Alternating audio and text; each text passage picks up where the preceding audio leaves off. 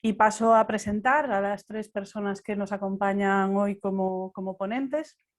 En primer lugar, Sergio García García. Hola, Sergio, profesor de Antropología Social en la Universidad Complutense de Madrid, también en esa misma universidad anteriormente fue profesor de Trabajo Social Comunitario. Investiga sobre gestión policial y securitización del espacio urbano, sobre la intervención social como dispositivo de control de poblaciones y sobre procesos de producción comunitaria. Ha participado en distintos espacios políticos dedicados a las cuestiones de control policial, el espacio público, las migraciones y las periferias urbanas, como son las brigadas vecinales de observación de derechos humanos o Carabancheleando. Para mí también, además, uno de los coautores de una de mis Biblias durante mi paso por la institución, que fue En claves de riesgo. Seguramente me falten un montón de publicaciones más de Sergio, pero esa en concreto era como uno de mis libros de cabecera cuando me tocó afrontar esta situación. Lucía Morales. Hola, Lucía, buenos casi días en tu caso.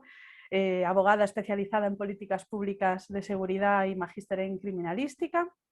Ha sido editora del desarrollo profesional del Ministerio de Seguridad de Argentina y actualmente reside en Barcelona, donde ha sido directora técnica del Centro de Derechos Humanos Iridia y asesora y jefa de gabinete del área de seguridad del Ayuntamiento de Barcelona. Participa en diferentes proyectos internacionales vinculados a la seguridad y los derechos humanos, entre ellos compartimos la participación en la RAIS. Es activista y forma parte de la coordinadora también de Barcelona en Común. Así que bienvenida, Lucía, también. Y Gonzalo Gárate, de Madrid, que ha estado implicado en movimientos sociales de la ciudad desde finales de los 90, muy vinculados a los espacios sociales autogestionados y también al ámbito universitario. Estudió sociología y comenzó a trabajar en entidades vinculadas a la economía social y solidaria. También trabajó en el periódico Diagonal, lo que es el antecesor del actual Salto. Y posteriormente formó parte del equipo que acompañó al concejal de Salud, Seguridad y Emergencias en el gobierno del Ayuntamiento de Madrid en el periodo 15-19. Con posterioridad ha venido trabajando como técnico de participación en procesos de población joven y hoy pues yo creo que cubren, ¿no?, un poco entre las tres personas todo un marco de reflexión que estoy encantada, ¿no?, de poder compartir. Para empezar, habíamos hablado de estas cuatro, digamos, bloques, preguntas que se lanzarán durante los primeros 40 minutos del desarrollo del seminario, más o menos, para a continuación pues centrarnos en el debate. En todo caso, el chat está abierto para las matizaciones, peticiones de palabra, etcétera, para la segunda parte.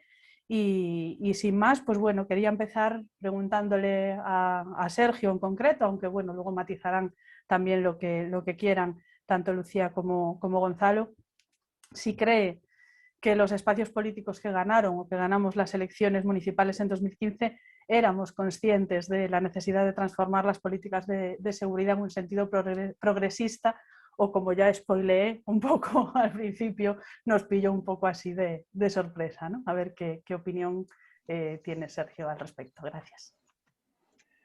Bueno, pues muchas gracias a quienes organizáis el seminario, a los miembros del GPIP y a Rocío por esta moderación y bueno, a todo el mundo por asistir.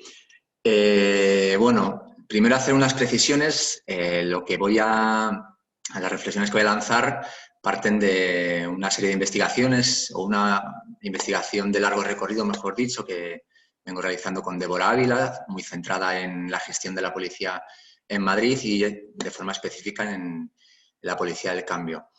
Preciso también que voy a hablar desde Madrid y de Madrid. Voy a hacer una pequeñísima incursión en las otras ciudades del cambio, o por lo menos en Coruña y Barcelona, pero nosotros hemos investigado en Madrid y tampoco nos atrevemos a extrapolar lo que de ahí ha salido a otros lugares, ¿no? Así que también dispuesta a escuchar desde otros sitios, ¿no?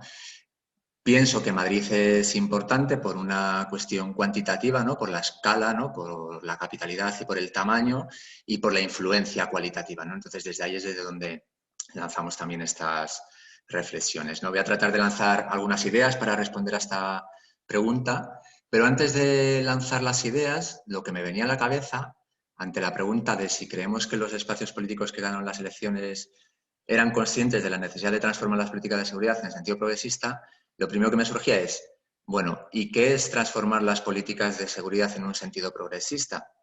Yo creo que las candidaturas o los movimientos que impulsaron las candidaturas municipalistas no lo sabían y creo que aún seguimos sin saberlo, ¿no?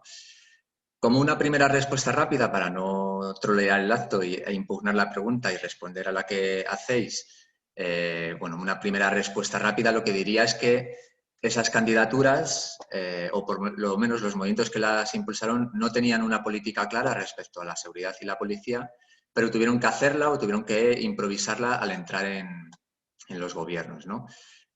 Simplificando muchísimo, luego lo voy a desarrollar un poquito más, estaríamos en esos movimientos entre dos polos o dos polaridades, dos posiciones, ¿no?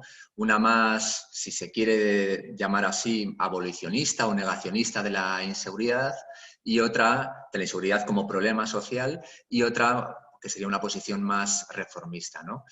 Esos movimientos, aunque no tenían definido dónde colocarse, ¿no? Como decía, pues fueron a la fuerza casi colocándose y más al encontrarse en el gobierno en una posición más reformista, ¿no? Habría que preguntarse entonces si ese reformismo, que fue lo que protagonizó, yo creo, esas políticas de seguridad y de policía, respondía a lo que se quería, es decir, respondía a una idea de gobierno del cambio, de gobierno de la ciudad, ¿no? Y dentro del cual se encuadraba también la seguridad, o si era simplemente gestionar lo que venía dado de la mejor manera posible, ¿no? Pausando más la respuesta, ¿no? Quería lanzar una serie de ideas, ¿no? La primera, que no sé si va a ser polémica o no, luego a lo mejor la debatimos, es que desde mi punto de vista la seguridad no es de izquierdas y quizás nunca debería serlo, ¿no? Independientemente de, o sin entrar a profundizar sobre qué es eso de la izquierda, ¿no? Y la seguridad, digo, no es de izquierdas porque no está históricamente entre los valores priorizados por la izquierda, sea la igualdad, las libertades colectivas y otras, ¿no? Que hayan estado, digamos, en su ADN. Sí que ha estado históricamente en el ADN de la derecha, tanto en sus vertientes más conservadoras y ahora neoconservadoras, como en sus vertientes más liberales o ahora neoliberales, ¿no? La seguridad siempre ha estado, digamos, en ese polo político, ¿no? Y efectivamente desde la izquierda, bueno, desde Marx al anarquismo decimonónico a nuestros días, pues siempre, digamos, ha considerado la policía y la seguridad, bueno, pues con la policía como unos esbirros, digamos, simplificando mucho del sistema, ¿no? Y de la burguesía y de las clases altas, etcétera, y la seguridad como una política que no es de la izquierda, ¿no? A comienzos de los 2000, ya en este siglo, la seguridad de algún modo se convirtió en un eje político importante en Europa y en España, y eso le generó una incomodidad a la izquierda, ¿no? Es decir, esa inseguridad cuando se coloca de repente en la agenda, pues le produce una cierta incomodidad a la izquierda porque tiene que moverse en unas categorías y en un lenguaje que no le es propio, ¿no? Y además tiene que responder a cierto grado de verdad que está implícito en el discurso de la inseguridad. Por un lado, un cierto grado innegable, ¿no? De violencia, de inseguridad objetiva, si la queremos llamar, y por otro lado, un alto grado o un creciente grado de inseguridad subjetiva que además es creciente en un contexto de precarización neoliberal, ¿no? Por lo tanto, cada vez que aparecía esta inseguridad en la agenda, le generaba una incomodidad a la izquierda. Una segunda idea, muy rápidamente. Claro, el repertorio de posicionamientos de la izquierda ante esta seguridad, cuando le viene dada, es muy limitado y muy reactivo, ¿no? Antes ya los he anticipado, pero detallándolos más, sería, digamos, se movería entre dos posiciones o dos polaridades, ¿no? Por un lado, la negación de la inseguridad como problema, es decir, la inseguridad ciudadana vendrían a ser algo así como los padres, ¿no? La policía se asociaría únicamente con represión, con fascismo, con franquismo, y todo esto también impediría ver la complejidad de la policía contemporánea y de la seguridad contemporánea, ¿no? Bueno, sería, digamos, un discurso más bien de corte abolicionista o negacionista de la inseguridad como problema, pero más bien abstracto, sin hacerse cargo de las preocupaciones de mucha gente legítimas en los barrios o en los territorios urbanos, ¿no? Y en el otro extremo tendríamos la apropiación progresista del discurso securitario, ¿no? Que sería, bueno, pues recoger la idea de que la seguridad no es solamente para las clases altas, sino que los pobres y los barrios trabajadores también tienen derecho a seguridad, ¿no? Entonces, esa seguridad para todos, ¿no? Debería brindarse a través de una policía amable, próxima, de barrio, que tenga presencia, pero que tenga una presencia, como ya digo, cercana, ¿no? Bien. Creo que en ninguna de estas dos posturas hay ni una posición propia ni proactividad en la búsqueda de alternativas desde la propia izquierda al discurso securitario que, como digo, o como hipótesis, no le pertenece a la izquierda, ¿no? La tercera idea que quería lanzar es que la seguridad en los movimientos que dieron lugar al municipalismo, sobre todo, o pienso en Madrid, bueno, entre esos movimientos se situaban más bien en el primer polo, ¿no? En ese polo más bien negacionista o abolicionista, donde la seguridad pues, era un tema marginal y donde sobre todo lo que prevalecía cuando hablábamos de policía era de la represión, era un discurso antirrepresivo o crítico con el urbanismo defensivo, pero que no tenía un planteamiento más allá de estas cuestiones, ¿no? La cuarta idea que quería lanzar es, pero a la hora de elaborar los programas electorales de 2015, ese negacionismo inicial se fue matizando en posiciones más variadas, ¿no? Es decir, una vez entras en el juego institucional, necesitas dotarte de unos programas y ahí es donde vemos que ya fue variando la respuesta, ¿no? He echado mano de los programas electorales de 2015 en las 3 ciudades que están aquí representadas, en Coruña, Barcelona y Madrid, y podemos ver como, por ejemplo, en el programa de Marea Atlántica, la policía únicamente aparecía como de forma negativa, como que no debía limitar derechos como el de manifestación, ¿no? Estaríamos, digamos, en ese polo negacionista que he llamado antes, o más bien, sí, negacionista o abolicionista. En el otro polo encontraríamos el programa de Barcelona en Comú, que sí que apostaba por la vieja policía de barrio, es decir, por unas políticas más bien reformistas, ¿no? De los 80, y en un lugar intermedio estaría el programa de Ahora Madrid, que al mismo tiempo hablaba de formar, especializar, transparentar a la policía, pero que también sacaba de la seguridad, del área de seguridad y de la policía, una serie de cuestiones relativas al afrontamiento de conflictos urbanos para que fueran otros actores quienes los ejerciesen, ¿no? La quinta idea, muy rápidamente. En Madrid pienso que no hubo correspondencia entre lo planteado en el programa, que era algo de reforma, algo de limitación de los poderes de la policía y bastante de decrecimiento policial, y lo realizado en el gobierno, que había algo de reforma y algo de limitación de los poderes de la policía, pero nada de decrecimiento, ¿no? En esa elaboración del programa de Ahora Madrid, que inicialmente partió de Ganemos y que luego la hizo suya la candidatura de Ahora Madrid, participamos unas 10, 15 personas pertenecientes a distintos colectivos.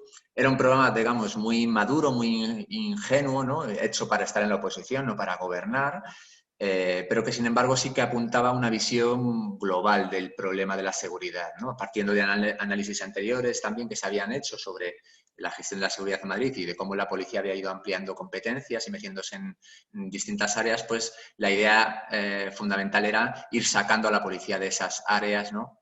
Ir limitando ese poder policial, ¿no? Una vez se gana el ayuntamiento por parte de Ahora Madrid, pues quienes ocupan la concejalía no habían estado en esa parte de la elaboración del programa, ¿no?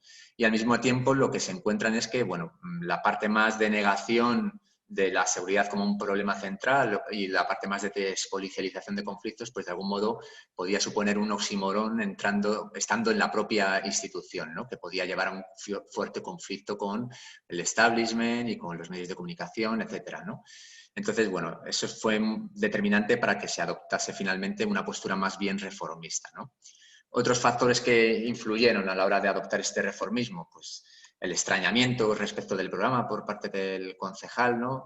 Que de algún modo veía que era un programa hecho más bien, o que hablaba más bien a los movimientos sociales, pero no hablaba al resto de la ciudadanía, no estaba hecho para gobernar para todos, que era el máximo lema o la consigna del sector carmenista, digamos, del ayuntamiento.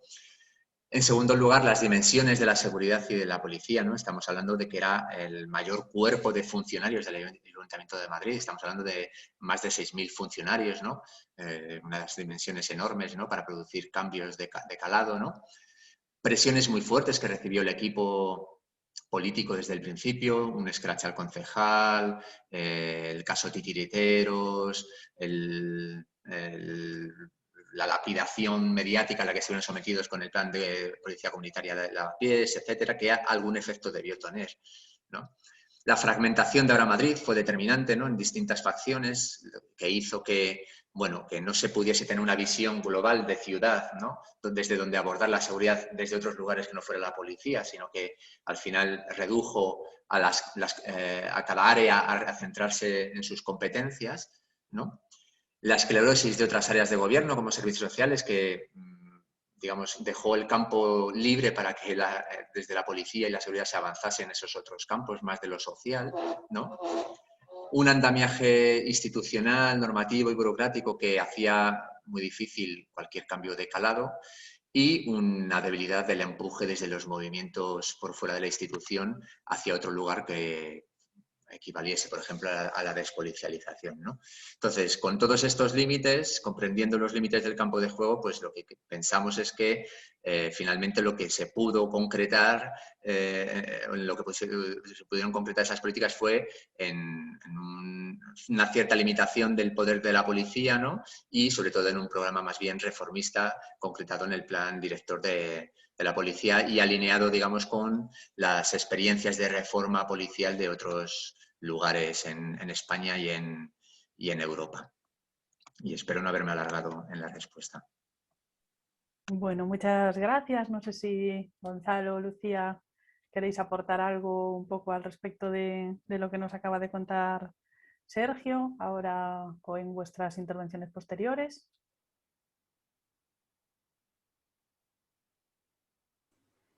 No sé, quizás, bueno, para no romper así mucho la dinámica, lo comento, hago alguna puntualización a lo largo de mi intervención, ¿no? Perfecto. Vale. Bien, pues Lucía, también si quieres hacer alguna matización, también ahora queríamos, ¿no?, que nos hablases un poco de tu visión, de en qué medida y cómo viste o en qué medida crees que se produjo una simbiosis virtuosa o no entre actores institucionales y actores sociales para impulsar una agenda progresista en materia de seguridad, como lo vivisteis desde Barcelona y como lo viste también si conociste la otra experiencia en el resto de ciudades.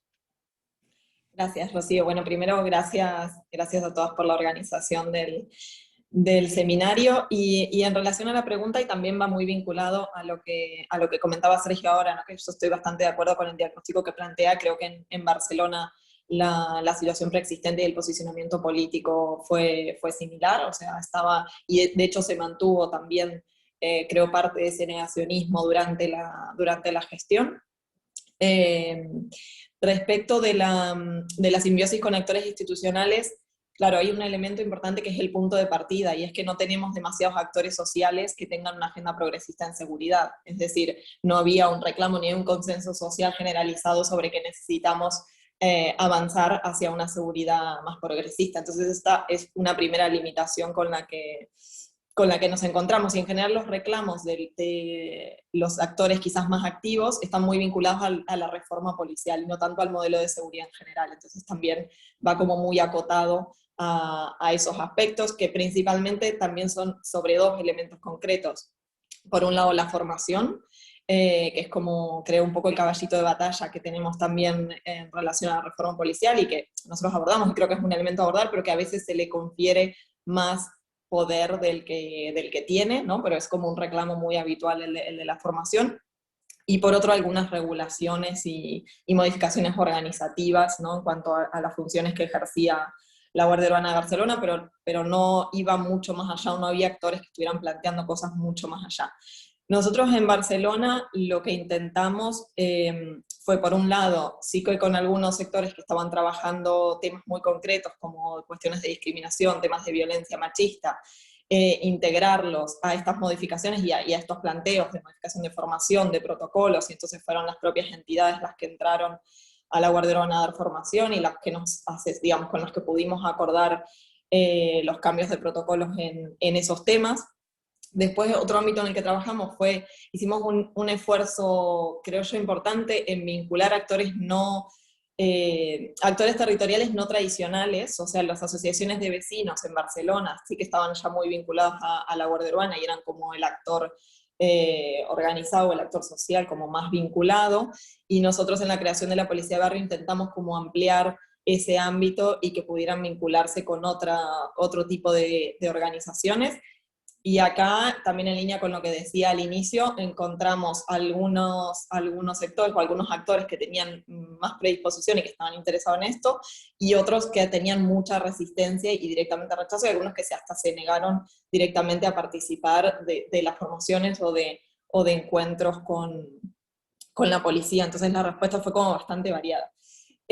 Otro tema en el que trabajamos, quizás no tanto con actores sociales, pero sí con actores institucionales fuera del ayuntamiento, y lo menciono porque en realidad fue un elemento, creo, importante de esta apertura de la institución, que es el trabajo con la universidad para todo lo que fue la formación, el cambio del modelo de formación de la Guardia Urbana, y que también trabajamos con otro área, el tema de la generación del sistema de información de la policía de barrio.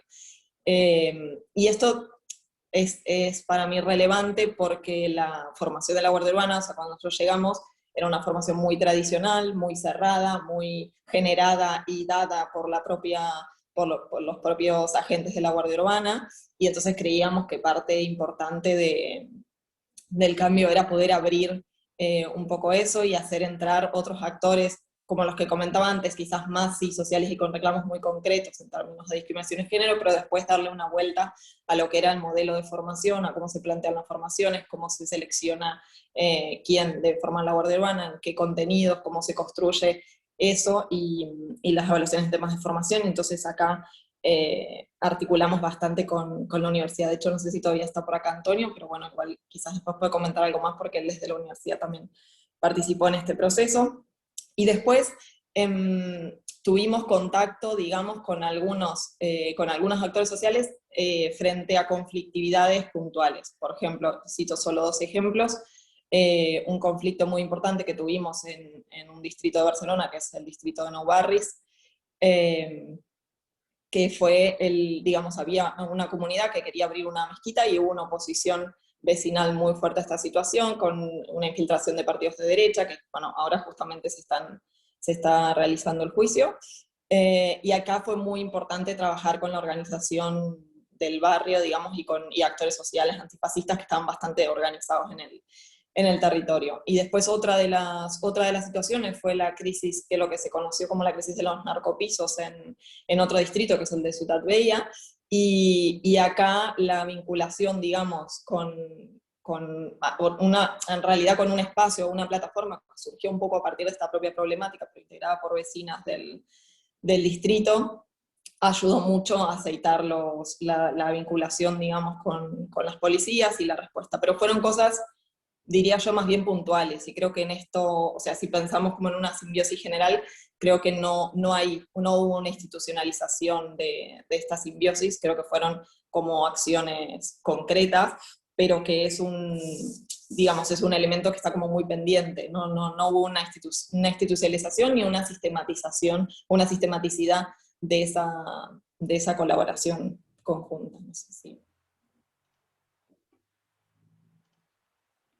Ajá. Sí, la verdad es que súper interesante, ¿no? Todas las aportaciones referidas y también a esos conflictos que igual después en la última pregunta o en el debate estará bien a ahondar, igual que el trabajo de vinculación pues, con la universidad en el tema de formación, etc. No sé si alguien quiere añadir alguna cuestión, Sergio o Gonzalo, o pasamos a la siguiente pregunta que hacíamos un poco pensando bueno, a ver si Gonzalo nos esboza en primer lugar y luego podemos aportar. Es sobre las resistencias, qué resistencias políticas, burocráticas o corporativas aparecen ante los cambios de enfoque o de prácticas que pudimos o intentamos llevar a cabo desde los gobiernos del cambio. Bueno, pues muchas gracias por la invitación. Un placer reencontrarme contigo, Rocío, y con Lucía, que bueno, pues compartimos quizás no tanto como nos hubiese gustado, pero compartimos unas cuantas sesiones mientras duró bueno, pues ese corto verano del municipalismo, al menos aquí en Madrid, que fue la legislatura en la que yo participé. Me habéis dejado la pregunta más bonita, ¿no? Porque es como entrar ahí ¿no? Porque incluso ahí preparando un poco la sesión, se me revolvía un poco el estómago al tener que rememorar pues, ¿no? Todos los tragos que tuvimos que pasar y todos los enfrentamientos que tuvimos. Entonces, ¿qué resistencias aparecen? Pues todas y absolutamente las que os podáis imaginar, ¿no? Nosotros desde un primer momento se nos coloca un marco de gobierno antipolicía, ¿no? Quizás en esos extremos que ha comentado Sergio al principio, pues se nos coloca en esa lógica más abolicionista y a partir de ahí, no solo por la falta de reflexión que comentaba Sergio, con la que yo estoy de acuerdo, con la que se llega al gobierno respecto a qué políticas de seguridad aplicar, bueno, es una losa que nos pesa y que tratamos de deconstruir a lo largo del proceso de los 4 años. Por poner un ejemplo, ¿no? de qué tipo de resistencia nos encontramos, hay uno de los capítulos que atravesamos y que yo creo que sí que es bastante transversal a lo que sucedió en otras ciudades, especialmente en Barcelona, fue con el tema del Top Manta, ¿no? Básicamente estuvimos, bueno, se generó en cierto modo esto que se ha venido a denominar como guerra cultural en torno a la cuestión del Top Manta y de cómo se había generado un desgobierno en la ciudad por nuestra culpa, por la responsabilidad, o mejor dicho, irresponsabilidad que estábamos teniendo respecto a la gestión de este tipo de cuestiones, cuando esto es una competencia específica de las policías locales, ¿no? Todo lo que tiene que ver como bien sabéis, con la venta ambulante. Esto rápidamente fue detectado por tanto policías, digamos, que no estaban a favor de las propuestas que estábamos lanzando, como por sindicatos policiales que, como sabéis, pues jugaban también un papel muy importante político de ataque directo y en las negociaciones con ellos no había, digamos, nada de elemento laboral, sino que era una pura pugna política. Nos detectaron que ahí teníamos un talón de Aquiles, ¿no? Teníamos un talón de Aquiles porque nosotros, por un lado, teníamos que hacer cumplir la normativa a este respecto, que como sabéis, no solo está tasada por ordenanzas municipales, sino que viene tasado por leyes superiores a nivel de comunidad autónoma, y a la vez, por el discurso que tenía el proyecto y el equipo, se consideraba, como no puede ser de otra manera, a la población sin papeles como una población vulnerable y que por lo tanto debía tener una especial atención, un especial cuidado, digamos, por parte de este gobierno, ¿no? Se llegaba al punto en el que en algunas reuniones que mantuvimos con lo que era la Asociación de Sin Papeles, que posteriormente ha derivado al sindicato de manteros, ellos nos decían que la policía estaba actuando con mucha mayor violencia de lo que solía hacerlo. Es decir, que estaba actuando con mayor violencia durante nuestro mandato que en los mandatos del PP, ¿no? Sin lugar a dudas como un elemento de provocación, llegando a decirnos algunos compañeros del sindicato de manteros que la policía cuando les detenía, pero les identificaba para quitarles las pertenencias, pues que se fuesen a quejar a su amigo el concejal, ¿no? Directamente este era, digamos, el nivel de tensión o de provocación por parte de algunos policías a la hora de atajar estas cuestiones. Evidentemente, aquí hay que nombrar también la muerte, el fallecimiento de un mantero que se produce después de una persecución policial y, digamos, es como el punto culmen de la guerra, por decirlo de alguna forma, y que por desgracia pues, termina de la forma más trágica posible, que es con esta persona que sufre un ataque al corazón después de una persecución policial y fallece. Eso, evidentemente, nos llevó a un replanteamiento de todos los protocolos que se estaban desarrollando. No estaban muy claros, entonces se trató de establecer unos protocolos más nítidos respecto a cómo se tenía que atender ante ese tipo de cuestiones y que evidentemente la vida, ya fuese de los vendedores ambulantes o ya fuese de los viandantes, era el primer bien a proteger, ¿no? Y no tanto el hecho de que se estuviese vendiendo a través de una venta ambulante no autorizada.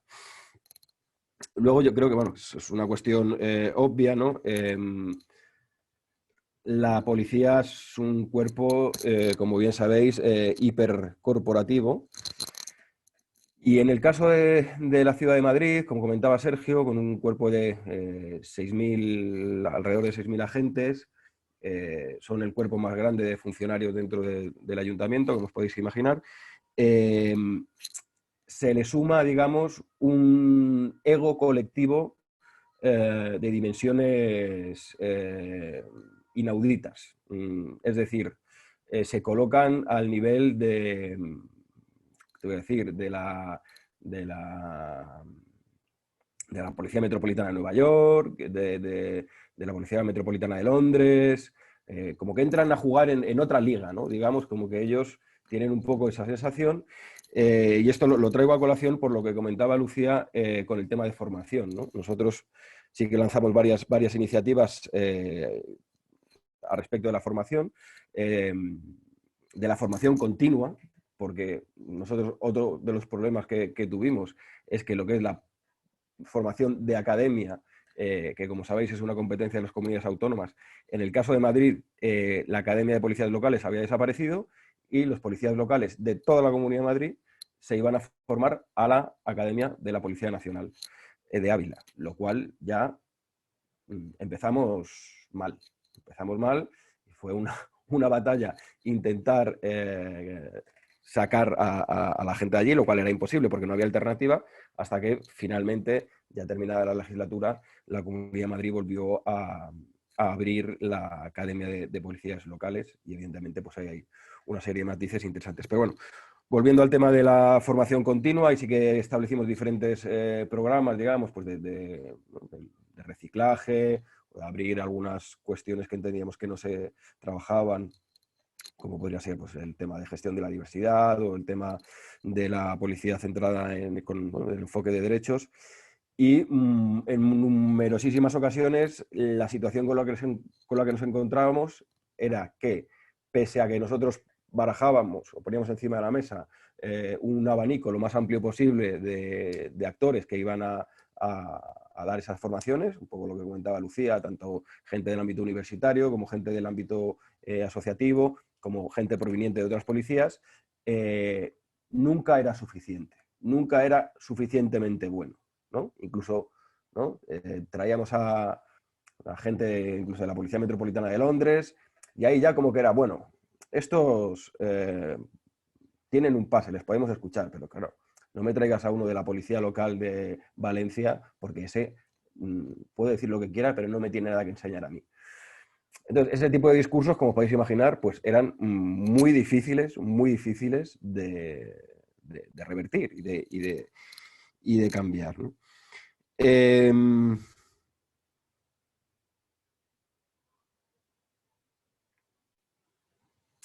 Algunas iniciativas que que lanzamos. Porque esto ya entraría dentro de la siguiente pregunta. Sí, ¿no? Y si queréis, lo dejamos para la siguiente pregunta y que va a ser así un poco el rebumbio y como tú te sientas más cómodo, ¿eh? Si quieres Sí, es que contar no lo tenía algo. bien apuntado aquí en el guión que me he hecho, pero sí, ¿no? Porque la última pregunta, Sí, es un poco ¿cuál? sobre logros Sí, y... ¿no? Vale. Sí. Vale, nada, entonces, nada, solo comentar un par de cositas más, que sería, por un lado, con esta idea que comentaba Sergio, ¿no? De los polos del reformismo y el abolicionismo, sí que puntualizar o comentar una cuestión que es, efectivamente, nosotros entramos en un marco, digamos, reformista, de alguna forma como defensa ante esa lógica que se nos imponía, ese marco que se nos imponía desde fuera, respecto a que éramos un gobierno, digamos, antipolicía. Y sí que se dieron una serie de líneas con un tinte, digamos, más abolicionista, como podría ser, por ejemplo, el tema de la disolución del cuerpo de antidisturbios, que es también muy interesante lo que sucedió ahí, porque se ha generado el relato y es asumido colectivamente que el cuerpo se disolvió en su totalidad, cuando no fue así, cuando nosotros conseguimos reducir el cuerpo a la mitad de los componentes que había, pero no se consiguió disolver el cuerpo en su totalidad. Pero el relato que ha quedado, y lo que cree la mayoría de la gente, no sé si es bueno o malo, pero cree que el cuerpo se disolvió por completo. Y el cuerpo no se disolvió por completo, entre otras cosas, por la enorme resistencia que encontramos ante una cuestión así, ¿no? Y bueno, ya para terminar, ¿no? Pues un poco con la reflexión esta con la que iniciaba Sergio, ¿no? Nosotros, de alguna forma, tratando de hacer una reflexión sobre qué suponía la seguridad desde la izquierda, pues al principio hicimos, digamos, como un enfoque de derechos muy poco securitario, hablando que la seguridad es tener una vivienda, la seguridad es tener un buen sistema de salud, la seguridad es tener trabajo, y vimos cómo ese marco de derechos no iba a ningún lado, o sea, no tenía capacidad de confrontar con el marco hegemónico de la derecha respecto a lo que era la seguridad, ¿no? Y en ese sentido, y también, ¿no? Respondiendo un poco a lo que decía Sergio, nos encontramos en una paradoja. Nos encontramos en una paradoja que, bajo mi punto de vista, bajo nuestro punto de vista, fue pues un poco lo que comentaba Sergio respecto a la imposibilidad de que desde la izquierda se puedan dar políticas relativas a la seguridad, ¿no? O sea, directamente parece que solo puedes reproducir lo que ya viene haciendo la derecha o algunos ámbitos de la derecha, pero parece que no tienes margen de maniobra. Un poco pesimista esta última cuestión para cerrar, pero... Sí, pero bueno, luego te puedes, te puedes reforzar en el pesimismo o cambiar, ¿no? Cuando hablemos un poco de los logros. Yo en este sentido, y ahora escuchándoos y por comentar así muy por encima un poco también mi experiencia después de escucharos, que sí, que seguramente todas, ¿no? Entramos desde el momento en el que la principal acusación que tuvimos, yo creo, desde nuestros lugares de procedencia, es que habíamos sido los traidores al movimiento, ¿no? Y habíamos entrado en la política institucional, eso en general.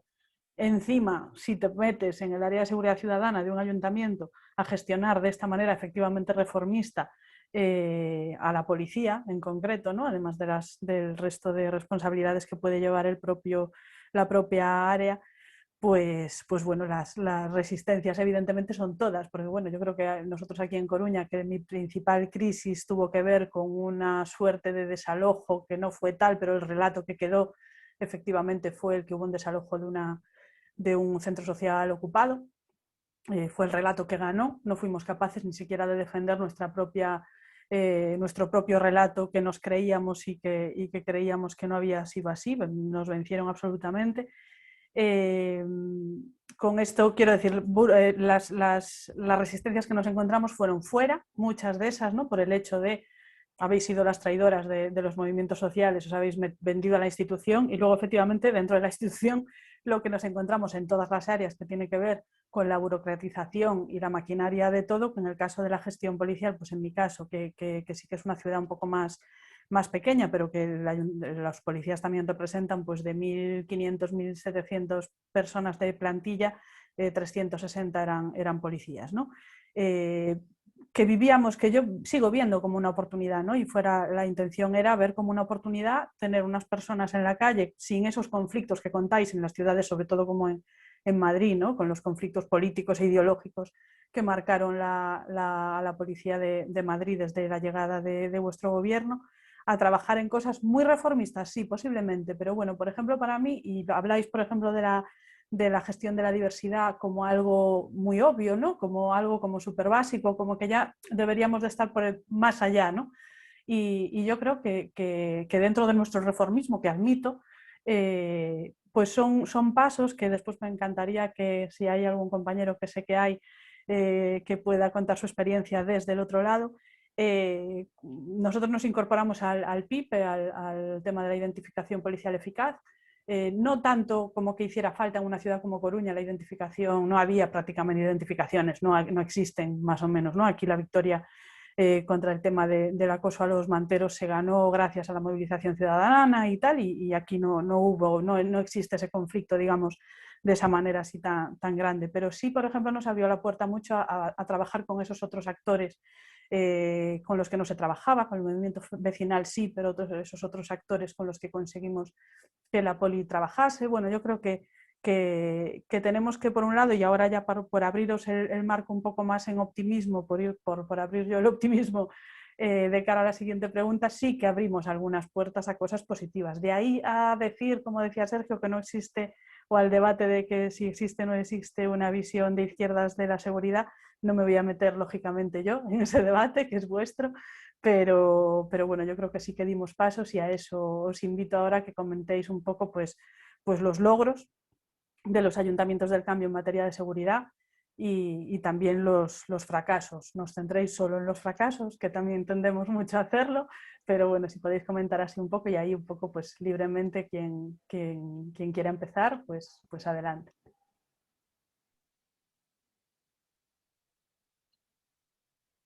Pues si queréis me lanzo yo, por conservar el orden. Soy muy de orden, como veis. Bueno, yo había puesto primero los logros, pero tampoco voy a acabar con los fracasos, aunque sí les voy a dar mucha importancia. Creo que el principal logro, y hablando de Madrid, pero creo que hablo también de, por ejemplo, de Coruña y de otros ayuntamientos del cambio, fue precisamente esa implantación de sistemas o dispositivos o mecanismos que de algún modo introducían cierto control en el trabajo policial, ¿no? Es decir, que de algún modo limitaban el poder policial, ¿no? Para nosotros era importante delimitar unas medidas de otras, aquellas que delimitan el poder de la policía y aquellas que hacen aumentar el poder de la policía. En esa línea, el programa PIPE de control de las identificaciones por perfil racial o el comité de ética, pues en Madrid, pues podían estar limitando de algún modo el poder policial. También hay que decir que, bueno, y sobre todo referido al comité de ética, pensamos que la eficacia de este tipo de medidas es más simbólica que material, ¿no? De hecho, hoy me he ido al documento de creación del comité de ética y de los 16 vocales creo que eran que formaban parte dentro del comité, presidido por un policía, 11 eran policías y 5 no eran policías y tampoco tenían capacidad de voto, solo tenían voz. En una institución tan corporativista como la policía sería difícil esperar grandes resultados de ese comité de ética en cuanto a condenar situaciones de impunidad, etcétera, ¿no? Pero bueno, nos parece que por lo menos performativamente comunicaba algo la creación de ese comité, que era la existencia de violencia institucional, o por lo menos la posibilidad de que exista esa violencia institucional y la disposición a atajarla, ¿no? Y luego pensamos que hubo algunos logros que podríamos llamar más indirectos, ¿no? O que deberíamos reconvertir en logros ciertas situaciones que se dieron, ¿no? Están por elaborar o quizá ya se estén elaborando, ¿no? Y es que el acoso recibido en Madrid fuertemente por el equipo de gobierno, de seguridad, ¿no? Gonzalo, Barbero, etcétera, el acoso, el escrache, los WhatsApps amenazadores, la muerte de Mame en Valle, las resistencias dentro del cuerpo o las medidas fulminantes del Partido Popular una vez llegó al gobierno y que hizo que se cepillasen lo más interesante de esas reformas policiales, lo de la limitación policial sobre todo, en una semana, ¿no? Creo que todo esto ha puesto encima de la mesa una cuestión, y es, desde mi punto de vista, la dificultad estructural de reformar a la policía, ¿no? Es decir, la dificultad seria de que desde la izquierda transformadora podamos adoptar o podamos apropiarnos de la seguridad como una política de izquierdas, ¿no? Y esto yo lo veo más como una oportunidad que como un fracaso, ¿no? Porque precisamente lo que venimos viendo en el último año a partir de la irrupción del lema Defund the Police y de las políticas del Defund the Police que pone sobre la mesa Black Lives Matter, creo que es algo a reconsiderar, ¿no? Algo a tomarnos en serio, ¿no? En cuanto a lo que nosotros consideramos lo más problemático, ¿no? De la gestión de la seguridad, bueno, es, digamos, el intento, bien intencionado por supuesto, pero el intento de hacer una apropiación progresista de la agenda de seguridad a través de una cierta transferencia o reconversión de la policía a algo cercano a la intervención social o al trabajo social, ¿no? De algún modo yo creo que hablando con Gonzalo, hablando con Barbero, pues lo que se esperaba era cambiar la cultura policial, ¿no? Y que por contagio esos policías, al estar en contacto con otros agentes de lo social y con otros profesionales, pues de algún modo se cambiase su cultura policial y se abriesen más a otras perspectivas, a la diversidad, etcétera, ¿no? Y el problema de fondo que nosotros vemos a esto es que no se contaba, en primer lugar, con la fuerte autonomía de la policía, con el fuerte poder policial en este país, en esta ciudad, que ha ido increciendo en las últimas décadas y que, por lo tanto, introducía a la policía desde una posición de absoluto poder en el campo de los conflictos urbanos, junto con otros agentes. Y tampoco se contaba, y esto a lo mejor es más preocupante, con que el propio movimiento vecinal, que era el principal interlocutor en este supuesto contacto de policía con lo social, ¿no? Ese movimiento vecinal, ni siquiera los profesionales de lo social, de la intervención social, que también tendrían que estar en contacto con la policía a través de las mesas comunitarias de barrio y todas estas cosas, tienen en realidad, hoy por hoy, alternativas contrapuestas al abordaje policial de los conflictos urbanos. Por lo tanto, lo que nos encontramos en esas situaciones, y cuando hemos ido a hacer observación participante a esos encuentros, lo que nos hemos encontrado es que el imaginario sobre los conflictos es un imaginario completamente policial, ¿no? Y por lo tanto, el contagio, más que en un sentido de lo vecinal y de los profesionales de la intervención social hacia la policía, es inverso, es decir, es más la lógica policial la que acaba imponiéndose sobre esos otros agentes y sobre esos espacios, ¿no? Bien, dicho esto, lo que pensamos es que a la policía o a los agentes de policía no tan, digamos, no tan imbuidos en estos debates políticos, ¿no? De a qué debe aspirar una política progresista de seguridad o de policía, etcétera, desde un punto de vista meramente técnico y tecnocrático, ¿no? Los policías precisamente que más apoyaban este tipo de medidas de apertura a lo social, ¿no? Y que a lo mejor desde fuera podríamos considerar como los más progresistas, mínimamente que hablases con ellos y así nos aparecía a nosotros en las entrevistas, en ellos lo que había era una lógica meramente de control. Es decir, el lenguaje del trabajo social, los roles parecidos a los trabajadores sociales, por supuesto, banalizando el trabajo social, ¿no? Desde el agente tutor, los agentes mediadores, etcétera. Cuando rabascabas un poco, lo que aparecía era simplemente la puesta al servicio de funciones de control, ¿no? Y de mandato policial de otros roles y de otras labores. Por lo tanto, ahí pensamos que es donde más problemas hubo a la hora de hacer cambios dentro de las políticas de seguridad, ¿no? Desde nuestro punto de vista, se obviaron los límites estructurales, ¿no? Que la policía pensamos que no es reformable. La policía es un agente histórico que tiene un mandato y tiene una función muy concreta y no puede tener otra, ¿no? Y pensamos que lo más problemático es que no hubo una apuesta por buscar alternativas que fueran por la vía del decrecimiento policial, ¿no? De cara al futuro, pues lo que nos planteamos es que, bueno, en primer lugar, yo creo que este acto es valioso en sí mismo, ¿no? Y todo lo que pueda salir de precisamente quienes estuvisteis mojados en esa labor, que les reconozco que es súper compleja, ¿no? Por un lado, la posibilidad de abrir la caja negra de la institución, ¿no? Aprender de la experiencia, ¿no? Aprender de qué es lo que pasa dentro de la institución, ¿no? Para poder sacar conclusiones, ¿no? Y en segundo lugar, para nosotros es muy importante, como decía, el acoger con los brazos abiertos el defund the police. No tanto por la parte negativa, ¿no? El defund, ¿no? El desfinanciar a la policía, sino por la parte propositiva que nos trae en cuanto a medidas testadas, pero por supuesto como a falta de explorarse y a falta de trasladarse a otros contextos, ¿no? De intervención en conflictos urbanos, ya sean temas de salud mental, ya sean temas de sinhogarismo, ya sean temas de conflictos vecinales, de acción comunitaria, de periferias urbanas, etcétera, ¿no?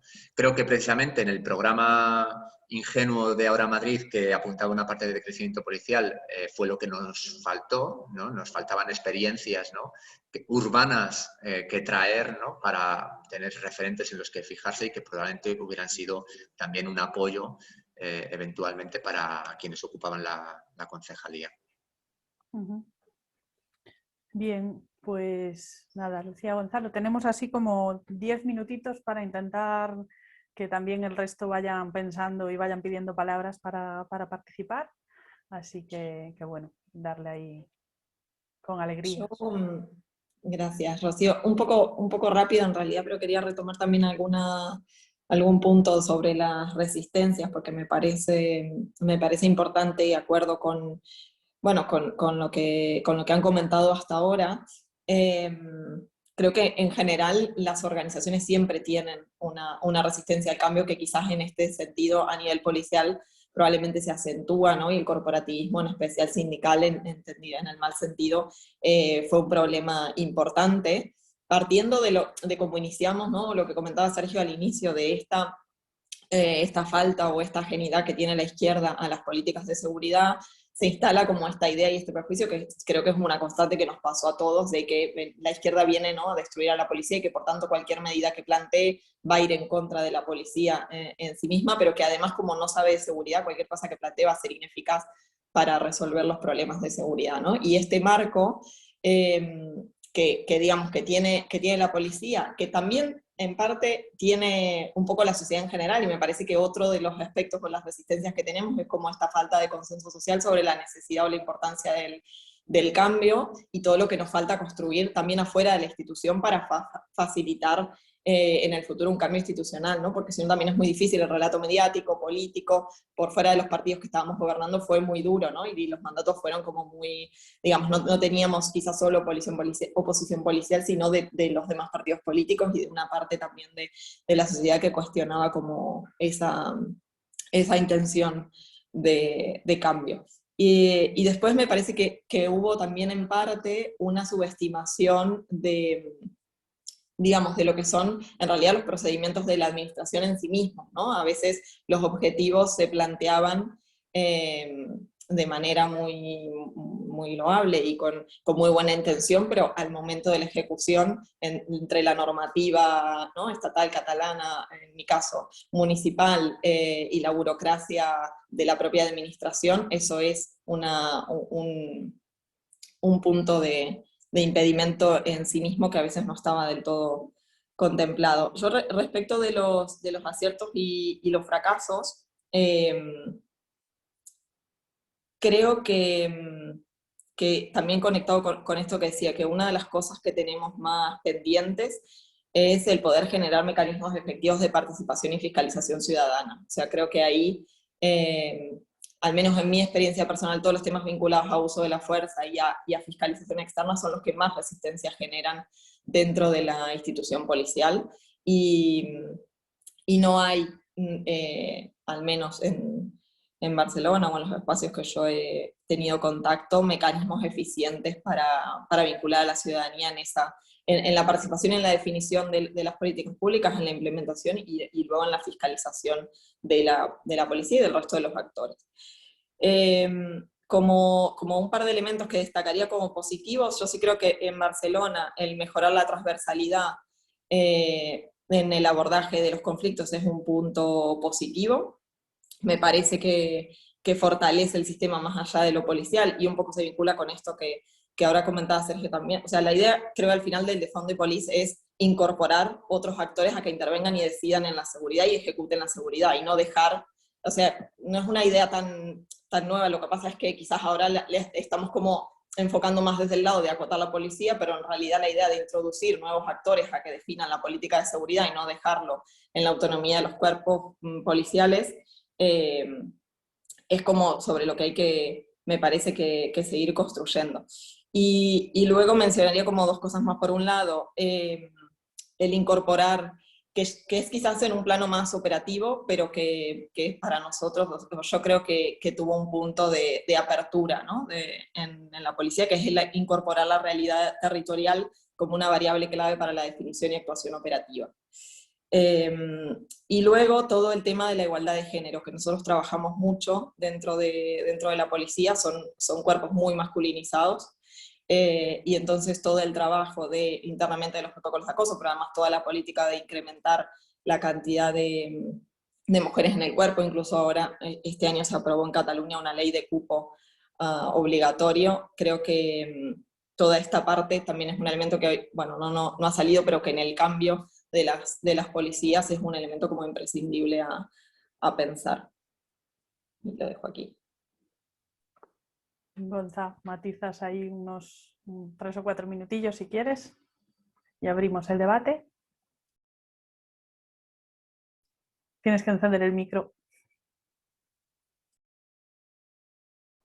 Lo que tenía apuntado así como en la línea de los logros era el tema de la gestión de la diversidad, que habías comentado tú antes, Rocío, y bueno, por dar un par de pinceladas, para nosotros sí que fue uno de los grandes logros, pese a que tuvimos unas resistencias muy, muy fuertes a la hora de ponerlo en marcha. Pero bueno, empezamos bastante pronto con ello y para el final de legislatura pues era una realidad consolidada. Hasta tal punto que ha sido uno de los elementos, de los pocos elementos que nosotros logramos introducir y que el actual gobierno del PP ha mantenido. Pese a que continuamente a través, oponían esta unidad como ejemplo de que estábamos politizando la policía y demás, que bueno, como sabéis, este tipo de unidades pues se especializan en la atención a personas racializadas, víctimas de delitos de odio y demás. Sí que es verdad que de forma paralela, cuando nosotros estábamos con este proceso, se dio pues también un debate bien duro y bien interesante con las posiciones que en ese momento ocupaban el Ministerio de Interior del PP respecto a lo que era un delito de odio y qué juego político cabía ahí. Una cuestión que bajo mi punto de vista todavía no se ha resuelto, pero que tal y como está tipificado ese delito en el Código Penal español, abre la posibilidad a barrabasadas del tipo que un policía pueda ser una persona que pueda ser, digamos, sufrir delitos de odio, cuando es meridianamente claro, como todas y todos sabéis, que una de las condiciones sine qua non para que sea un delito de odio es que la persona que lo sufre provenga de un colectivo históricamente marginado, excluido, etc. El tema de la policía comunitaria que se ha nombrado también, nosotros consideramos que no llegamos a poder ponerlo en marcha, que fue meramente una construcción de un relato sobre el que nos apoyamos, que en muy pocos casos los policías, los mandos, hacían suyo, digamos, lo que sería la lógica comunitaria, ¿no? Y un poco en esa cuestión que planteaba Diego, ¿no? De cómo al final en esas mesas de trabajo conjunto se impone una visión y una lógica policial. Sí que en este sentido me parece muy interesante rescatar algo que aprendimos en Barcelona con Lucía. Allí, no sé si sabéis, existe un departamento de prevención que, bueno, pues son todo, del cual dependen muchos de los trabajadores técnicos que realizan mediación intercultural y este tipo de cuestiones, que es un perfil, digamos, que sí que está presente yo creo que en muchas ciudades. Y ese departamento de prevención depende a su vez, o está inserto en el área de seguridad. Entonces yo me acuerdo con el anterior director, con Josep María Laosa, hablando con él sobre el sentido que tenía que el departamento de prevención estuviese inserto ahí, ¿no? Y un poco trataba de atender a estas cuestiones, ¿no? Es decir, a cómo si en la mesa que coordina ese área y de la cual es él un jefe de un departamento, si en esa mesa se marca una lógica, cuando luego eso permea hacia las mesas de coordinación, es una forma de resistir a que la lógica policial sea la que impere, ¿no? Porque desde arriba, de alguna forma, se está dando un control para que no sea esa lógica policial la única que impere, ¿no? El tema del PIPE, que también se ha comentado, pues esto fue una batalla también a lo largo de toda la legislatura. Yo creo que aquí cometimos el error de no introducirlo, no hacerlo como una de las primeras medidas, porque era algo que evidentemente nos iba a costar mucho tiempo. Tuvimos muchísimas resistencias y solo pudimos sacar un pequeño programa piloto al final que realmente no sirvió de mucho porque directamente los policías no rellenaban los formularios, ¿no? Y luego respecto a las cuestiones como el comité de ética, pues por desgracia también fueron meramente nominales. No hubo capacidad de ponerlas en marcha, se quedó como el esqueleto hecho, pero no se pudo comprobar si efectivamente iban a tener una utilidad o no la iban a tener, más allá de lo que ha apuntado Sergio. Es decir, que abrir, digamos, señalar los problemas ya era un avance, ¿no? Ya era un avance, ya ahora, digamos, tenemos mayor capacidad de orientación. Y en ese sentido una de las conclusiones que sacaba era que a la hora de controlar las actuaciones policiales valían muchísimo más los protocolos que se pudiesen establecer y que hacer todo lo posible para que esos protocolos se respetasen, modificarlos, etcétera, que grandes elementos como podría ser esta cuestión del comité de ética. Pues nada, muchas gracias, vamos más o menos en hora. Yo nada, por añadir así una pequeña cosa, es reforzar también esa idea que comentó Lucía, ¿no? De esa resistencia también corporativa, que ahí sí que la viví muy intensamente. Yo creo que el 50% de mi trabajo en el área de seguridad ciudadana o más tuvo que ver con negociaciones internas con los polis, además a golpe de amenaza, de movilización, o sea, de colapsar la ciudad, que llevaron a cabo. Si con nosotros les fue como más fácil, ¿no? Hacer determinadas acciones sindicales en el peor sentido, ¿no? En el sentido de ser un poquito abusones, y eso fue, bueno, ese sindicalismo malentendido, ¿no? Y ese más bien corporativismo de la propia policía para mí fue una de las grandes resistencias, igual que la falta de transversalidad y la dependencia en muchas de las cuestiones de otras áreas, ¿no? Como el tema de personal, para hablar pues de lo que comentabais de la formación y tal. Bueno, a pesar de que tiene cierta autonomía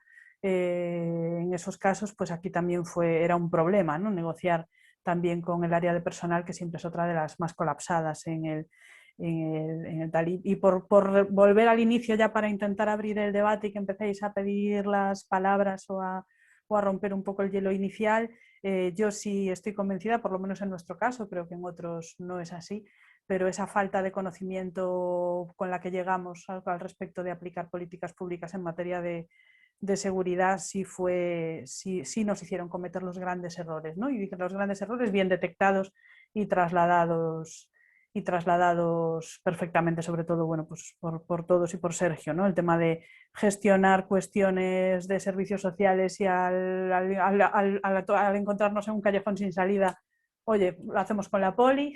Eso me pasó en muchas ocasiones con mis propios compañeros y compañeras de gobierno, como bueno, pues a eso, saber cuándo hay que empezar a aplicar medidas, bueno, en fin, un montón de cosas que ya habéis comentado, así que espero que haya palabras. Yo creo que son temas que todos y todas, incluso experiencias que tengáis en otras ciudades, que podáis aportar también a esto, y abrimos así un poco el debate. A través del chat podéis pedir la palabra